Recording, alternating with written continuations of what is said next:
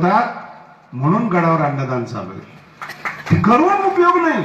माझा मुद्दा लक्षात ठेवा. करून उपयोग कधीही कुणी आळ घेऊ शकतं. भगवान गडावर कुणी बोलू शकतं.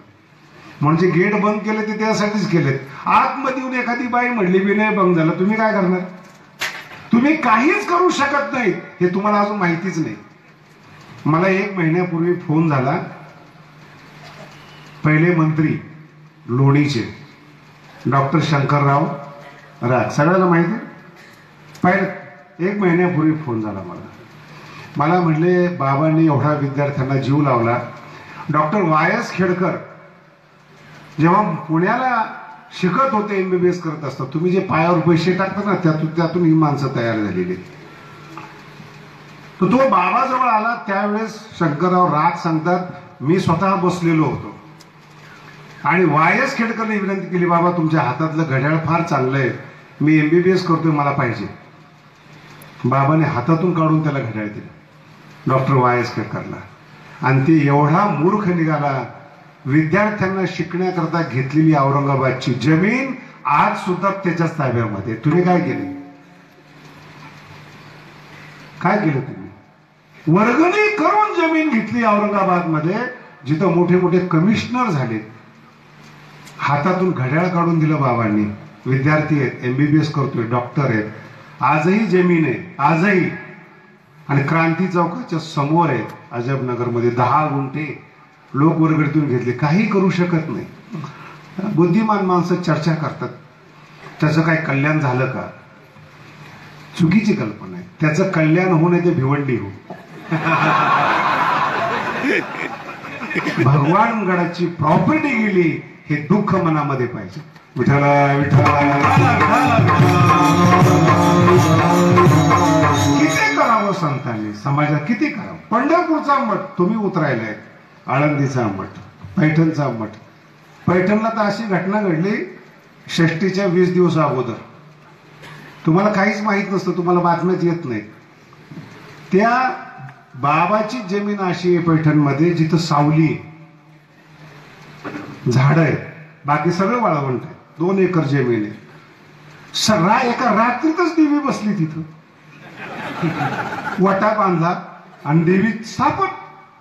नाव काय? खुरकुताताई.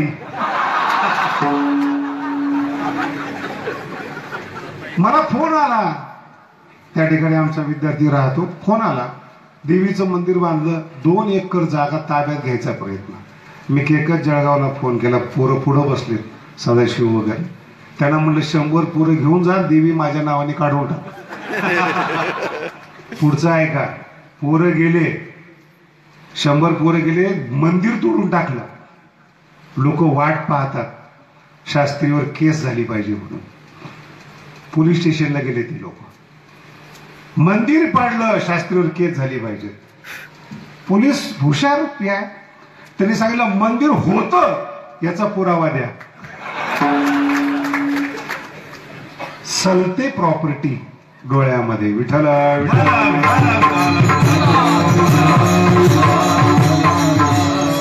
षष्टीचे 10 दिवस तुम्ही अजूनही गणपती वाटत तसंच आहे. बुलडोजर चालवलं, काढून टाकलंय. भगवान बाबांच्या नावाची प्रॉपर्टी तुम्ही जे माझ्या समोर बसलायत त्यांच्या वापरासाठी, एका माणसाच्या वापरासाठी नाही येत. पंढरपूरला बाबा नाही राहत, तुम्हाला स्वतःला राहायला मिळतं. गडावर कोण जेवतं, कोण खातं गडावर अन्न? म्हणून तुम्हाला संत कळायला पाहिजे, संतांचं ज्ञान कळायला पाहिजे. त्यांना गरज नाही आहे, त्यांना आवश्यकता नाही. पहिल्या चरणामध्ये ऐसे जाणारे देई उदास, ऐसे जाणारे देई उदास,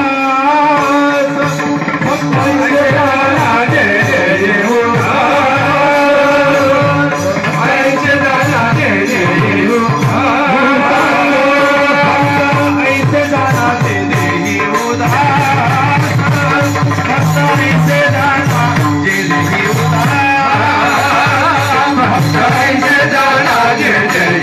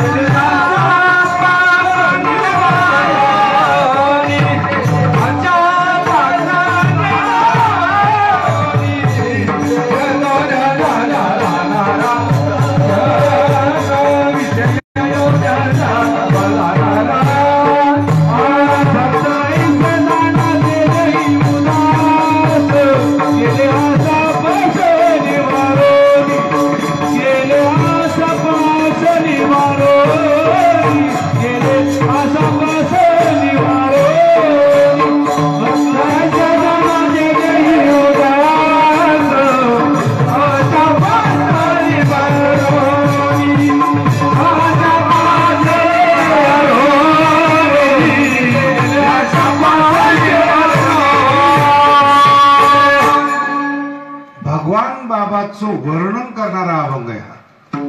भक्त ऐसे जाना जे देही उदास, शरीरावर उदास असतात, शरीराचं तादात्म्य संबंध नसतो, शरीरावर प्रेम नसतं. म्हणून मी तुम्हाला सांगितलं की पहिले भगवान बाबा आहेत पृथ्वीवर ज्याने आपल्या शरीराचं अंग कापून टाकलं. आणि तुकोबाराय सांगतात भक्त ऐसे जाना जे देही उदास, गेले आशा पाश निवार होती. आशा नसते संतांच्या सानिध्यात. कसलं आशा? एका मिनिटात उपरनं खांद्यावर टाकलं, नारायणगड सोडला, गेले आशा पास. कशा करता भगवानगड स्थापन झाला? दुसऱ्या चरणात विषय तो त्यांचा झाला नारायण, विषय तो त्यांचा झाला नारायण, विषय तो त्यांचा झाला नारायण, विषय तो त्यांचा झाला नारायण.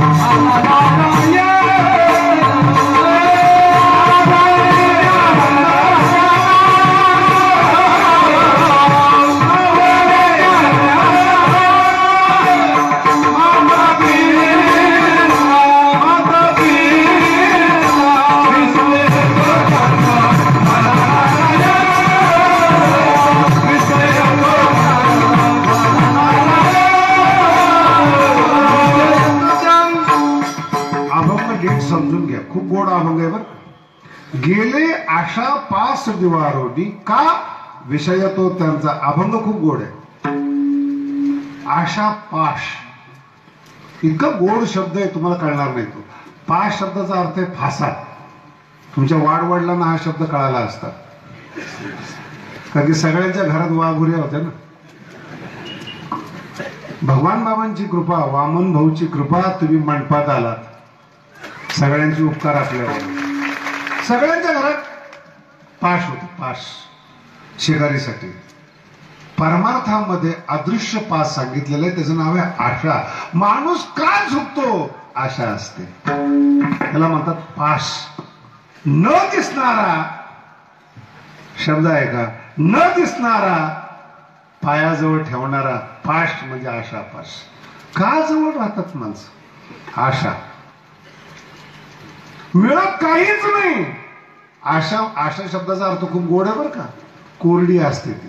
कोणाची आशा जगात पूर्ण झाली आजपर्यंत? कोण पूर्ण करणार आहे? प्रत्येक, माझा शब्द आहे, प्रत्येक जण आशेने बांधलेला आहे, स्वतःच बांधलेला आहे. तुम्हाला काय देणार तो? ज्ञानोबाईने इतका गोड शब्द सांगितलेले आहेत का, राणीया दुखिया दुखी भेटले. अरण्यामध्ये दोन दुखी माणसं एकत्रित आले, हाही देत नाही तोही देत नाही, गप्पा चालू आहे. त्याचं नाव आहे आशा. आशेनं बांधलेले आहोत. संसार आशेनं बांधलेला आहे. आणि हीच आशा घेऊन माणसं देवाकडे आणि साधूकडे जातात. चुकीच आहे. आशा पाश तोडण्यासाठी जावं. आशा संसारात पूर्ण होतात, परमार्थात नाही. परमार्थ कशा करतायत? आशा तोडण्यासाठी. काय जाणार आहे जीवनामध्ये? कशा करता मानपान पाहिजे? कशा करता पैसा पाहिजे? काय उद्देश आहे? मुलं बाळ जर नसले एखाद्याला, काय गरज आहे पैशाची? बोला ना, कोणासाठी राखून ठेवणार? अहो, लाखो कोटी रुपये वारस नसल्यामुळे बँकेत पडून येत. लाखो कोटी रुपये पोराची सुद्धा नावं लावत नाही. का? आशा. उद्या नाही सांभाळलं तर? अरे सांभाळतच नाही. त्यांचंही जीवन असतं. दिसायला संन्यासी असतात पण मानाची अपेक्षा असते. आशापास वाटतं लोकांनी पूजा करावी, नाही. भगवंत सांगतात देही उदास, देहावर उदास असतात. आपली पूजा व्हावी साधू कधी इच्छा करत नाही. आपण भगवान बाबांचे फोटो लावतो. बाबांनी सांगितलं का कधी? बाबा म्हणले, वामन भाऊ म्हणले कधी माझे फोटो लावून पूजा करा? आपल्यासाठी प्रतिनिधी. तुमच्या माहितीसाठी सांगतो, माझे शब्द नीट ऐका. भगवंत गीता यांनी मंदिरात जा म्हणून कधी सांगितलं नाही. भगवान कृष्णाने गीतेमध्ये मंदिरात जा म्हणून सांगितलं नाही. हा महत्वाचा टप्पा आहे. भगवंत एवढा दूधखोळा नाहीये की तुम्हाला कुठे जा म्हणून सांगायला. काय उद्देश आहे त्यांचा? आयुष्यभर लक्षात ठेवा. भगवंत म्हणतात मी या जगात काळ रूपाने वास्तव्य करतो.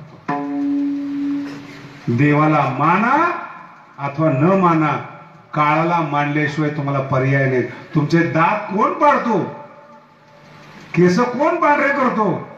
बोला ना. वय विचारलं म्हणजे काळ विचारले.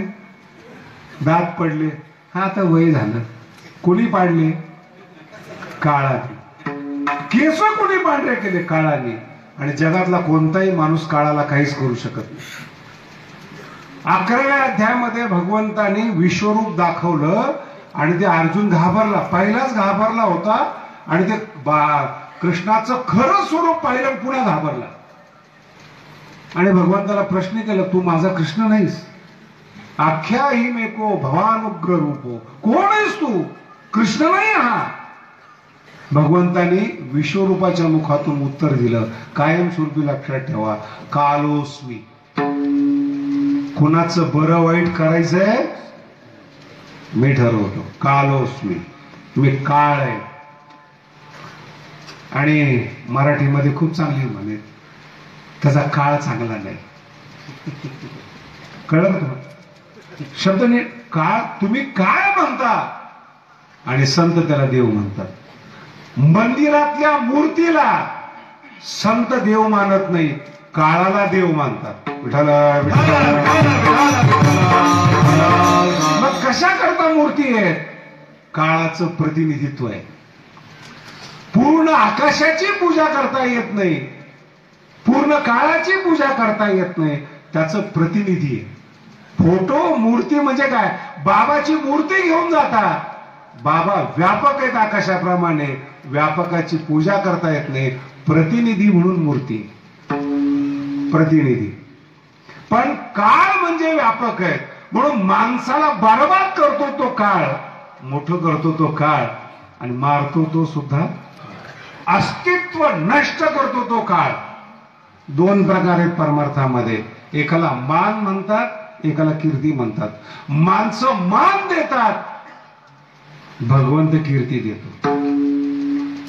नाही अर्थ कळा? तुकोबा राहिलाय ना, कुणीच मान देत नव्हतं गावामध्ये. ज्ञानोबाला जातीच्या बाहेर काढलं तरी सुद्धा त्यांचे नाव शिल्लक राहिले. त्यांचा मान नाही, ज्ञानोबा यांची कीर्ती आहे. तुकोबारायांची कीर्ती आहे आणि भगवान बाबांची कीर्ती आहे. कीर्ती मुख त्यांचे नारायण, कीर्ती मुख त्यांचे नारायण, कीर्ती मुख त्यांचे नारायण, कीर्ती मुख त्यांचे. कीर्ती मुख, माणसाच्या मुखातून शब्द येणं, याला म्हणतात कीर्ती. भगवंत देतो, तेही गीतेतच सांगितलंय. कीर्ती श्री वाक्चनारी नाम. मी संतांना कीर्ती प्रदान करतो. म्हणून नाहीतर तुमच्या हातात जर असतं ना तर संत जन्माला आले नसते. कोणाला मानता तुम्ही? नाही त्याला. कोणाला मान देता? तुम्हाला जो चांगला म्हणतो तो संत. चुकीची कल्पना आहे. सत्य सांगतो तो संत, तुमच्या जीवनाचं कल्याण करतो तो संत. कधीतरी एखाद्या वारकऱ्यांनी 700 वर्षामध्ये हातामध्ये ताळवीत किंवा गळ्यात काय ते बांधले कधी? ऐकले का? राग गंडा दोरा नाही मानत. कर्मावर वारकरी संप्रदायाचा विश्वास आहे. जेवढं चांगलं कर्म कराल तेवढं तुम्ही महान व्हाल. हा ज्ञानोबा संदेश आहे. जो कर्म करणार नाही, गीतेत लिहिले त्याला मी नष्ट करतो. कोणी कुणाला या जगात नष्ट करत नाही, आपलं कर्म आपल्याला नष्ट करतं. गीतेतले श्लोक आहेत, उत्सीदे युरमे लोका न कुर्या कर्मचेदहम. जे माणसं कष्ट करून खात नाहीत, भगवंत म्हणतात मी त्यांना मारून टाकतो. गीता अजून नीट कळत नाही म्हणून पाप करताय तुम्ही. ज्या दिवशी खरी गीता कळाली, पाप करण्याचं धाडस होणार नाही. न कुर्या कर्मचेदम. आणि भगवंत स्वतःच उदाहरण देतात. कृष्ण स्वतःच, काय जगामध्ये मला मिळालं नाही, काय मिळवायचं बाकी आहे. नानवाप्तमवाप्तव्यम. जगात एकही वस्तू अशी नाही, भगवान कृष्ण म्हणतात, जी मला मिळाली नाही. वर्तएव च कर्मणी. तरी सुद्धा मी कर्म करतो, काम करतो. कर्माला प्राधान्य देणारे जीवन आहे.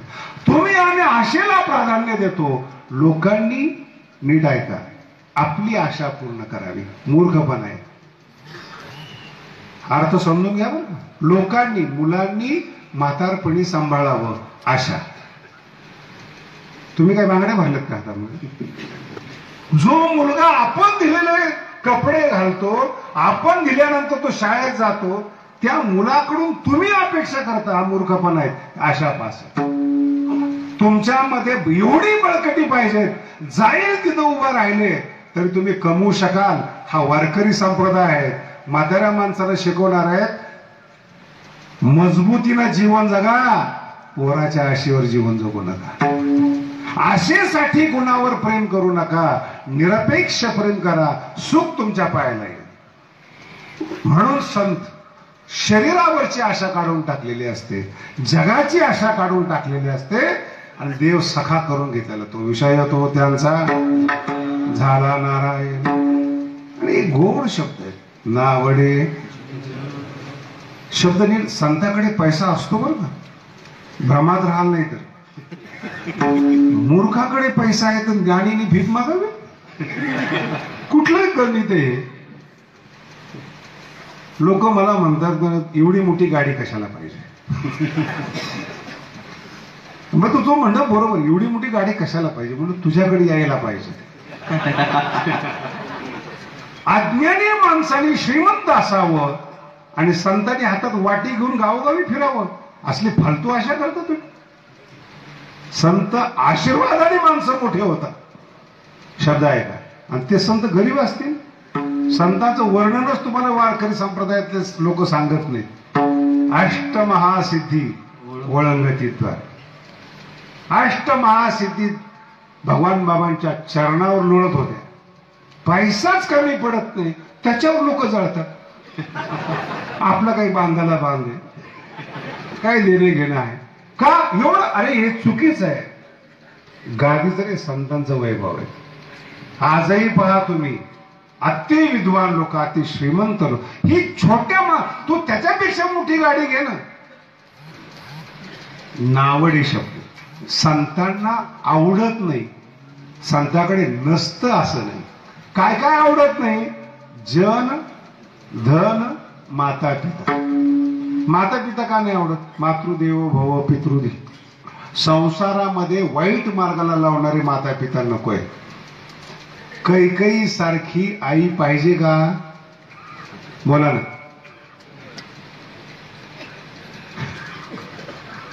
नाही, माता का नको? मदालसा सारखी जर माता असली तर ज्ञानोबराय मदालसा नावाच्या आईवर अभंग लिहितात. मदालसा सारख्या पाळण्यात पोरग झोपलेलं आहे. शब्द नीट ऐका. आणि त्या पोराला मदालसा उपदेश करते. ऋषींची मुलगी होती, ती राजाची पत्नी होती. त्या मुलाला उपदेश करते, बाळा जन्माला आलास, संसार खूप वाईट आहे, खूप स्ट्रगल करावं लागतं. स्ट्रगल शब्द त्यांचा नाही बरं का, डोक्याला ताप व्हायचा.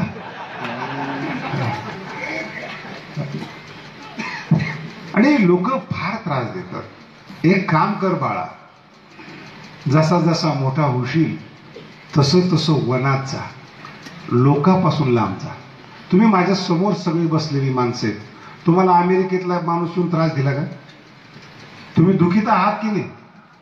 कोण त्रास देतो? भावकी. पोरं काय काही भाग्यवान आहे, बायका त्रास देतात. कोण त्रास? तुम्ही ज्यांना जवळ करता तेच तुमच्या दुःखाला कारण नाही. काय शब्द आहेत ज्ञानोबरायांचे? नावडे आहेत म्हणून दुःख नाही, मनातून आवडत नाही. नावडे जन धन आलं तर ठीक, विसायाच नाही. मान तर नाहीच, माता जबरदस्ती मानाची अपेक्षा करतात माणसं. मी विद्यार्थी अवस्थेमध्ये खूप सुंदर प्रसंग घडला. आषाढीमध्ये पंढरपूरची वारी करून मी आळंदीला चाललो होतो. काही लोकांनी ऐकलं असेल, पण छान दृष्टांत आहे. आणि जाताना आता आम्ही कीर्तनकार म्हटल्यानंतर आमचे मित्र कीर्तनकारच नाही. दारुड्याचे दारुडे, व्यापारीचे व्यापारी, आमचे कीर्तनकार. माझ्याकडे ती सियारा होती 2 दरवाजेची. कीर्तनकार इकडं आणि मी तिकडं. नात्यापुतेच्या पुढे गेलो आम्ही. जोरात पाऊस झालेला आणि अलीकडच्या शेतातलं पाणी आमची गाडी थांबली. पाणी वाहते, सगळं वाहतंय. आणि सरकारने तो नाला बंद करण्यासाठी त्याच्यावर दगड टाकण्याचं कॉन्ट्रॅक्ट दिलेलं होतं की लोकांना जाता यावं त्या नाल्यामधून. पण तो भरला नव्हता नाला. तिथं ते एक गाडी उभी होती आणि त्याच्यामध्ये मोठे मोठे दगड टाकत होते, पाणी थांबावं, माती वाहून जाऊ नये म्हणून. मी थोडा वेळ वाट पाहिली. त्या ट्रक मधले माणसं उतरले. मला वाटलं उतरले असतील म्हणून मी ती गाडी त्या ट्रकच्या शेजारून काढायचा प्रयत्न केला. पुण्याकडे माझं गाडीचं तोंड, म्हणजे माझं तोंड तिकडं, मग शेजारी कीर्तनकार बसलेला. तिथं एक माणूस उभा होता त्या गाडीवर आणि एक दगड राहिलेला होता. तिने आमच्या गाडीच्या समोरच दगड टाकला. कीर्तनकारच्या आवाजाने बसला. सगळा चिखल त्या कीर्तनकारच्या अंगावर. खिडकी उघडी, गालावर चिखल, कपड्यावर चिखल. मी आपली गाडी काढली.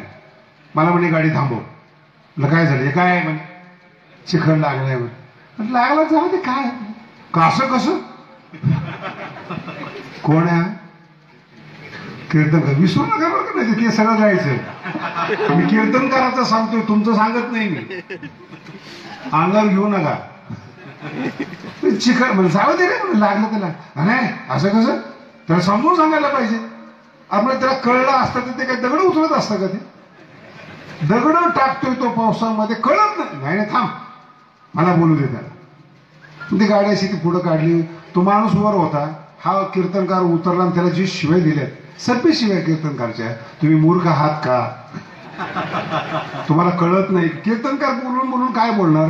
तुमच्याप्रमाणे दारू पिऊन तर कीर्तनकार शिवाय देऊ शकत नाही, आणि मी कीर्तनात बोलू शकत नाही. अशा तोंड भरून 10 मिनिटं शिवाय दिल्या.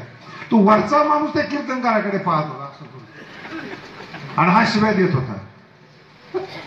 5-10 मिनिटं झाले. म्हणलं बस आता, बस झालं. बसलं गाडीमध्ये. पुढे दुसरे 2-3 माणसं होते. मला म्हणे काय झालं महाराज? म्हणजे काय नाही. मला काय म्हणलं महाराज तो माहिती ना, शास्त्रीजी कीर्तन करून वाडीमध्ये तप किती आलं. मला काय झालं? 10 मिनिटं शिवाय देत होतो, एक शब्द बोलला नाही तो माणूस. असं तप यायला पाहिजे. मी म्हणलं उतरतो खाली. मी उतरलो, त्याला बाजूला नेलं, विचारलं बोल म्हणलं दे शिवाय. त्याने पुन्हा शिवाय दिलं. ते काहीच नाही. तसंच ते माणसं आले. त्यांनी सांगितलं काय झालं मला? म्हणलं त्याने असा असा दगड टाकला. तो काहीच बोलत नाही. म्हणे अजून 10 मिनिटं शिवाय देत, त्याला ऐकूच येत नाही. याचं वाणीतलं तप आणि त्याला ऐकू येत नाही. काय प्रकार आहे? नसलेलं संत पण स्वतःला मानतो तेव्हा समाजामध्ये अशी वाईट अवस्था होती. तो बहिरा आहे. 10 मिनिटं काय अर्धा तास शिवाय द्या. त्याला म्हणलं बस खाली. गाडीत बसला. त्याला म्हणलं आता कसं वाटलं? म्हणलं कोणाला सांगू नको. हा झालेला अपमान कुणा, म्हणजे मानाची अपेक्षा, अपमानाची भीती. जगद्गुरु तुकोबाराय सांगतात जनच संपलंय हो. जगाचाच देणं घेणं नाही. कुठं मान आणि अपमान? तुकोबाराला प्रश्न विचारला, जगाशी जर संबंध नसला मग म्हातारपणामध्ये काय? निर्वाणी गोविंद असे मागे पुढे, निर्वाणी गोविंद असे मागे पुढे, निर्वाणी गोविंद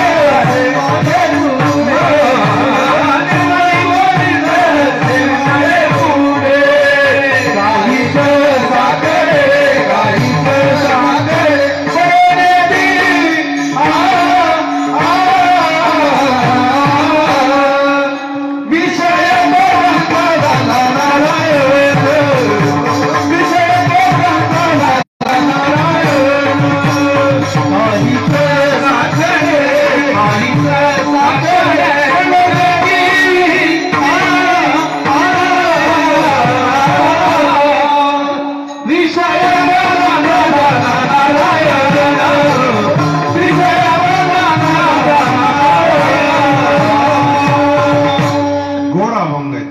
निर्वाणी गोविंद. साधू ज्यावेळेस शरीर सोडतो, शरीरामध्ये साधूच्या व्याधी निर्माण होतात. भगवंत म्हणतात त्याची सेवा करण्याकरता परमात्मा येतो. निर्वाणी गोविंद. निर्वाणी मरत असताना, शरीर सोडत असताना. याच्यावर 8व्या अध्यायामध्ये ओव्या आहेत. आणि हे जीवन का सांगतो, हा अभंग का निवडला, भगवान बाबा तुम्हाला कळाले पाहिजे. निर्वाणी गोविंद असे मागे पुढे काहीच साखडे पडून येते. कुठल्याही प्रकारचं शरीर बाजूला राहत आणि अंतःकरणाला शरीराचं दुःख जात नाही, वेदना होत नाही. याची जबाबदारी भगवंताची असते. आज या ठिकाणी आले नाही, उद्या येतील माझा असा अंदाज आहे. आपल्या खांब्याचे राहणारे KP सोनवणे, आपल्या सगळ्याला कल्पना आहे, त्यांनी एक छोटंसं पुस्तक लिहिलेलं आहे, गुणगायीनं. बहुतेक उद्या प्रकाशित होईल. ते पुस्तक वाचण्याचा योग आला मला. मी जे तुम्हाला सांगतोय ना, हे अनुभवलेल्या लोकांचं उदाहरण सांगतोय तुम्हाला. तुम्ही KP सोनवणे आल्यानंतर मला सांगितलं असं असं होतं. म्हणजे तुम्ही मला सांगण्यापेक्षा तुम्ही पुस्तक लिहा. तुम्हाला भगवान बाबा कसे वाटले ते लिहा. 61 ते 65 या काळामध्ये भगवान विद्यालयाचे मुख्याध्यापक म्हणून खांब्याचे सोनवणे, KP सोनवणे ते बाबा बरोबर राहिले. 61 ते बाबाचे 5 वर्ष सलग.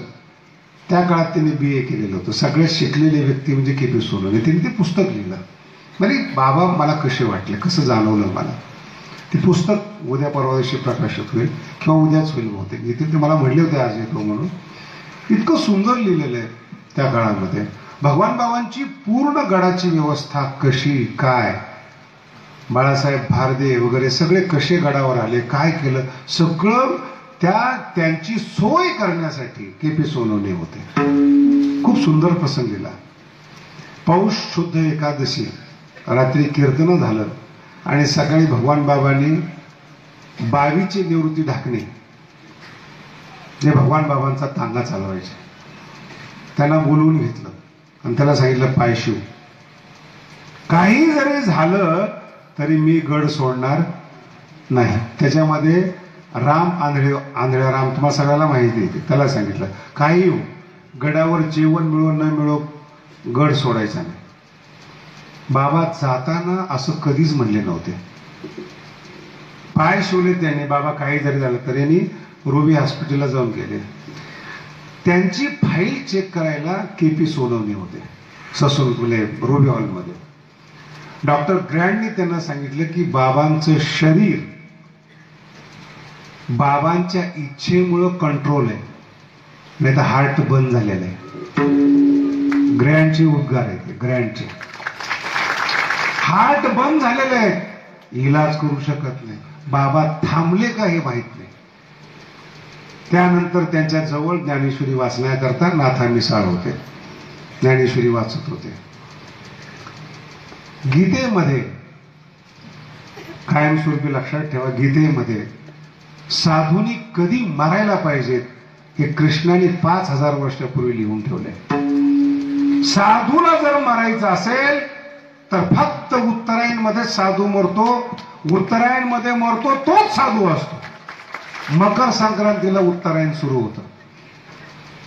बाबांनी विचारलं, नाथा उत्तरायण सुरू झालं का? सांगितलं बाबा सुरू झालं. छातीवर ज्ञानेश्वरी ठेवली. माझं भाग्य खूप मोठं आहे. भगवान बाबांच्या फक्त 2 वस्तू सापडल्या. बाबांच्या छातीवरची ज्ञानेश्वरी आणि जो उभा राहत असताना जो कोट आहे ना, तो ह्या 2 गोष्टी सापडल्या बाबांच्या. सगळा गड लुटला पण 2 गोष्टी राहिल्या. आणि ती छातीवर ज्ञानेश्वरी ठेवली. उत्तरायण लागला अशी बातमी कळल्याबरोबर ज्ञानोबा ज्ञानोबा ज्ञानोबा म्हणत KP सोनवण्याच्या समोर भगवान बाबांनी आपलं शरीर सोडलं उत्तरायण लागल्यानंतर. मरायचं कसं हे साधूकडून शिकावं, नाही तर कुत्र्यासारखे हाल होतात महाराज. काय त्या जगण्याला किंमत आहे कळालं. आणि शरीर सोडलं भगवान बाबांनी. आणि डॉक्टर ग्रँड ग्रुबियालचा मालक सोडवण्याला सांगतो कंट्रोल ठेवले त्यांनी, नाही तर हार्ट काम करत. हृदय बंद असताना जीवन जगणं हे फक्त निर्वाणी गोविंद असेल, काहीच साखळे पडू नये. ज्ञानेश्वरी मध्ये ओव्यात लढेयाच्या बाळका किरटी गिवसनी करोनी स्नेहाचे तिथे खेळता पाठोवाटी काळाची दृष्टी न पडे हे आम्हाशी करणे.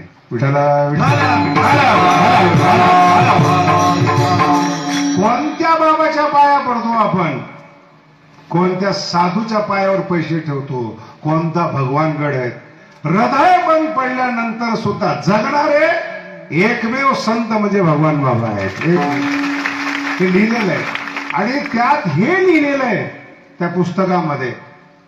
केपी सोनवणेला मराठवाड्याचे पहिले कुलगुरू त्यांनी सांगितलं, पहिले कुलगुरू केपी सोनवणे नाही, केपी सोनवणेनं सांगितलं भगवान बाबाला पाण्यावर बसून ज्ञानेश्वरी वाचताना मी पाहिलेले, माझं नाव टाक तुझ्या पुस्तकामध्ये.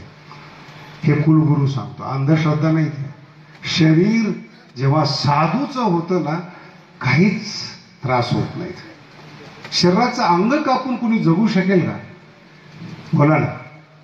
का आपण बाबावर प्रेम करतो, का त्यांच्यावर जीव लावतो? ताकद आहे त्यांच्या अंगामध्ये, ताकद. हृदय काम करत नसताना हे लिहिलेलं आहे. उद्या त्याचं पुस्तकाचं प्रकाशन गुरु आणि त्यांना मी फार गोष्टी लिहिल्या आहेत त्यांनी. 61 ते 65 या काळात प्रत्येक क्षण त्यांचा जवळ होता भगवान बाबांचा. ते कोण आहेत हे महत्वाचं नाही, भगवान बाबा समजून सांगतात हे आमच्या दृष्टीने महत्वाचं. हे आमचे उपकार आहेत आमच्यावर. तुम्ही आम्ही सगळेच मानतो, पण सुशिक्षित लोकांनी बाबांचं वर्चस्व मान्य करणं फार महत्वाचं. म्हणून जगद्गुरु तुकोबाराय सांगतात निर्वाणी गोविंद, मरत असताना वेदना रहित जीवन फक्त भगवंताच्या कृपेमुळे होतं. मी 18व्या अध्यायामध्ये फार मोठा विषय जर कधी मिळाला तर आपण सांगू, ज्ञानेश्वरीमध्ये आहे. आणि तुमचं भाग्य त्या ठिकाणी खटोड आलेले आहे. 31 जानेवारी ते 6 जानेवारी 7 दिवस बीडमध्ये खटोड प्रतिष्ठानवर 7 दिवस ज्ञानेश्वरी ऐकायचं तुम्हाला येऊ. बऱ्याच लोकांना वाटत होतं, म्हणलं चला ज्ञानेश्वरी इच्छा आहे, बरेच दिवस मागे बीडमध्ये ज्ञानेश्वरी. काय ज्ञानेश्वरीत मला काय अर्थ आहे? एक पुस्तक लिहिलेलं आहे, लेख येत होते. जमिनीच्या खाली 27 किलोमीटर खोदलेलं आहे आणि तिथे जगाची उत्पत्ती कशी झाली याचे 2 न्यूट्रॉन एकत्रित आणून त्यांचा स्फोट घडवतात. कारण की भारतीय अध्यात्मशास्त्रामध्ये अमूर्तापासून मूर्ताची उत्पत्ती कशी झाली याचं शास्त्र भर्तृहरीने लिहून ठेवलेले आहेत. स्फोटा एकदम जगत सर्वम तदेतद विवर्तते. स्फोट झाल्यानंतर अमूर्तातून मूर्त तयार होतं. तो स्फोट जमिनीच्या खाली घडवला जातो आणि शोधलं जाते या जगाची उत्पत्ती कशी झाली. आणि त्यात त्यांना गॉड पार्टिकल मिळाले, छोटे छोटे कण. त्याचं नाव ठेवलं गॉड पार्टिकल. आणि नंतर काही दिवसांनी अजून एक मिळाले. 700 वर्षापूर्वी अनुभवामृत हा ज्ञानोबरायांचा ग्रंथ आहे. या ग्रंथामध्ये जे 27 एकरमध्ये संशोधन चालू आहे ते ज्ञानेश्वरीच्या ओवीमध्ये ज्ञानोबरायांनी लिहिले. एवढे महान ज्ञानोबर आहेत. विठाला योगी आहे. तुम्हा आम्हाला डोळ्याने दिसतं, योग्याला अंतःकरणाने दिसतं.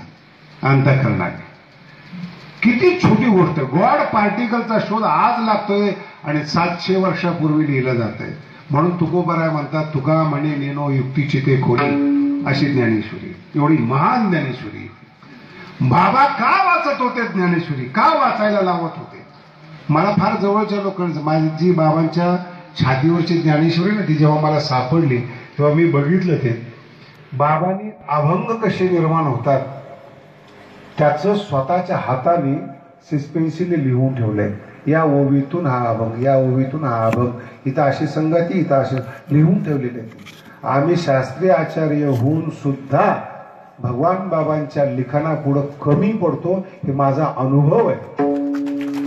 आणि एवढा व्याप असताना, एवढे संकट असताना, काय ते बाबाला पुस्तक लिहायचा योग नाही आला. फक्त लिहिलेले ज्ञानेश्वरी पानावर लिहिलेले, बैसोनी पाण्यावरी वाचली, लिहिलेले ते ज्ञानेश्वरीमध्ये.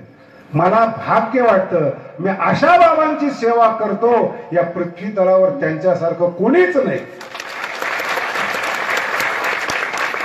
आणि दुसरा महत्वाचा प्रश्न आहे, पैठण कोणाच्या नावाने ओळखलं जातं? बोलत चला, मी झोपले तर नाही. आळंदी, देहू आणि भगवानगड, एवढंच तर पाहिजे आम्हाला, दुसरं काय पाहिजे. म्हणून आपल्या सगळ्यांना माझं सांगणं आहे, माझा वाद कोणाशी नाही.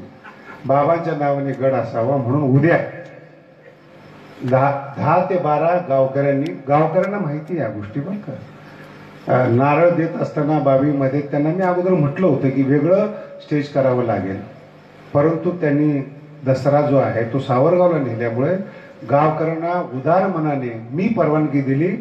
सगळे बाबांचे पोरं आहेत, सगळ्यांना माझा आशीर्वाद आहे, सगळ्यांना स्टेजवर बोलवा. माझं कोणाशी वैर, माझं कोणाशी खानदानी काही नाही. म्हणून उद्या 10 ते 12 या ठिकाणी राजकीय प्रोग्राम आहेत. त्यांचा कार्यक्रम उरकला तर कीर्तन होईल. कारण की मला तागडगावचा भयंकर अभिमान आहे. एक तर बाबाच्या मावशीचं गाव आहे आणि माझ्या 15 वर्षामध्ये एवढा मोठा सप्ताह पहिल्यांदा होतो. म्हणून त्यांनी मागणी केली आणि मी मागणी ती मान्य केली. त्यांना म्हटलं किती वेळ घ्या, रात्रीचे कीर्तन भरपूर करू, सकाळी थोडे कीर्तन केलं तरी चालेल, नाही कीर्तन झालं दहीहंडी फोडू. पण काही लोकांची नारळ मागण्याची इच्छा आहे म्हणून त्यांना उद्या नारळ देण्यात येणार आहेत. काही मागणी मागतील त्या पद्धतीनं. फार 37 पर्यंत नारळ गेलेले, 36 पर्यंत. पण लाईनीत लागला तर 40चा मिळेल, 38चा मिळेल. नाहीच लागले नाही तर मिळेल का बाबाचा? आणि आज बघा काय तागडगाव आहे, करोडो रुपये खर्च करू द्या, एवढे माणसं बोलू शकत नाही. म्हणून बाबाची ताकद. आणि या नारळी सप्ताहाचा दुसरा उपयोग सांगतो तुम्हाला. गाव जोडलं जातं, पाणी न देणारी माणसं सुद्धा वाढायला येतात, दारुडे माणसं सुद्धा जीव घालतात. अन्नदानाचं पुण्य होतं, फार मोठा खर्च येतो. आणि आमच्यात फार नियम चांगला बरं का. उद्याच दहीहंडी फुटली ना, ज्यांनी त्यांनी बुंदी उचलायची घरी जायची, पैसे मागायचे. भगवान गडावर एवढे टाळकरी कुणालाही पैसे दिले जात, पैसेच वाटणं बंद आहे. पण गाव एक होतं, 7 दिवस समाधानी होतं. सगळं एकत्र लोक येतात. नवीन पिढी, माझा मुद्दा नीट ऐका, नवीन पिढी भगवान बाबा बरोबर जोडली जाते. हे गावकऱ्यांचं पुण्य आहे. म्हणून त्या तागडगावची उद्या इच्छा पूर्ण होईल. सगळा राजकीय कार्यक्रम झाल्यानंतर नारळाचा कार्यक्रम झालाच तर कीर्तन, नाहीतर आपलं एक अभंग घेऊन दहीहंडी फोडली जाईल. उद्या पूर्णपणे गावाला स्वातंत्र्य आहे. आणि मी उदारपणाने राजकारणासाठी आपलं स्टेज दिलेलं, कोणाच्या मनात शंका घेऊ नका. गावकऱ्यांना मी परवानगी, माझं कुणाशी वय नाही, माझं फक्त भगवान बाबाविषयी होतं, जे तुम्ही हात वर करून सांगितलं. भगवानगड कुणाच्या नावाने, बस एवढंच तर आम्ही मागतोय. आणि दसऱ्यानंतर खूप मोठा फायदा झाला. न येणारे सगळ्या समाजाचे लोक गडावर पायी दिंडी घेऊन यायला लागले दसऱ्यापासून. म्हणून आपल्या सगळ्या लोकांचे उपकार आहेत. आणि या कामाला जो आडवा येईल शेवटच्या चरणात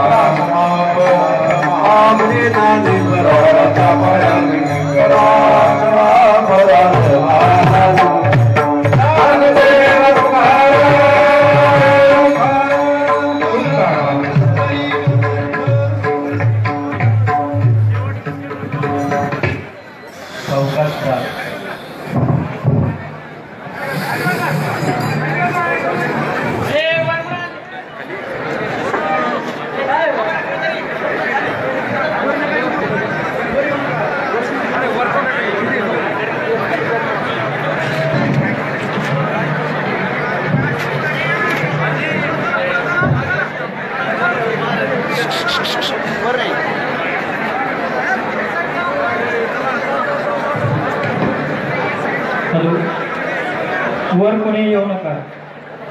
स्टेजवर कृपया सर्वांना विनंती आहे की स्टेजवर येण्याचा कोणीही प्रयत्न करू नये.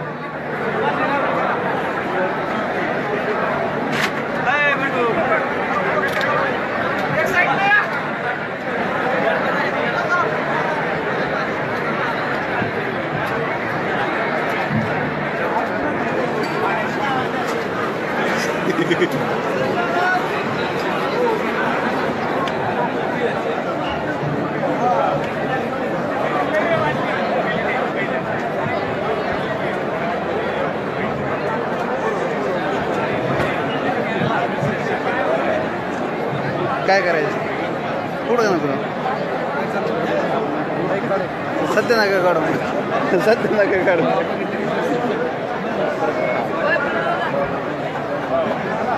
वरती काय बाया वरती काय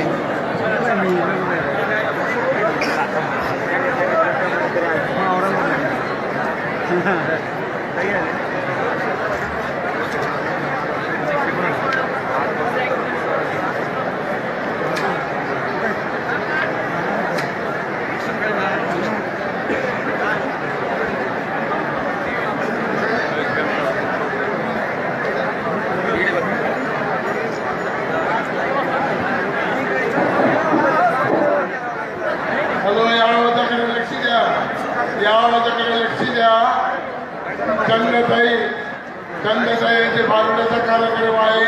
केंद्रावर काम करणाऱ्या त्यांना कृपया करून सर्वांनी जागेवर बसून घ्या.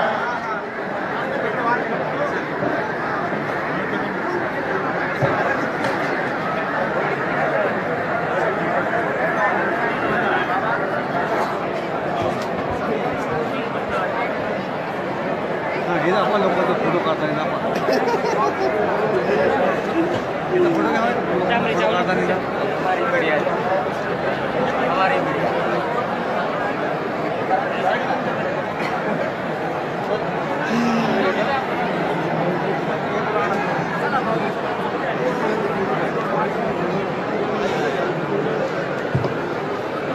तुम्हाला माईक उचलायची आहे ना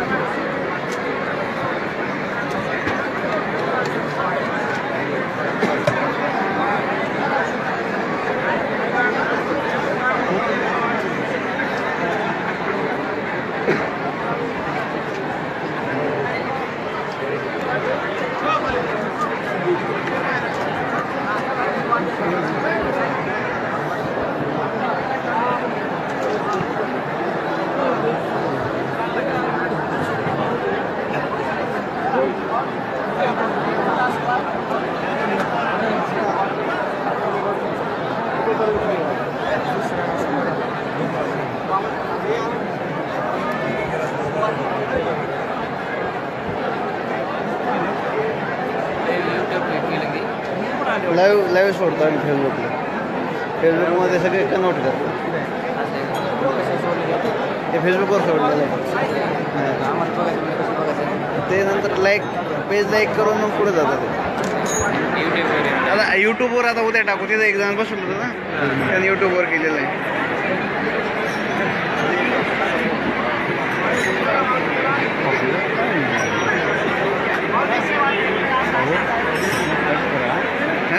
कट करून साधी शूटिंग घ्या आता झालं घेऊन संपलंय ना.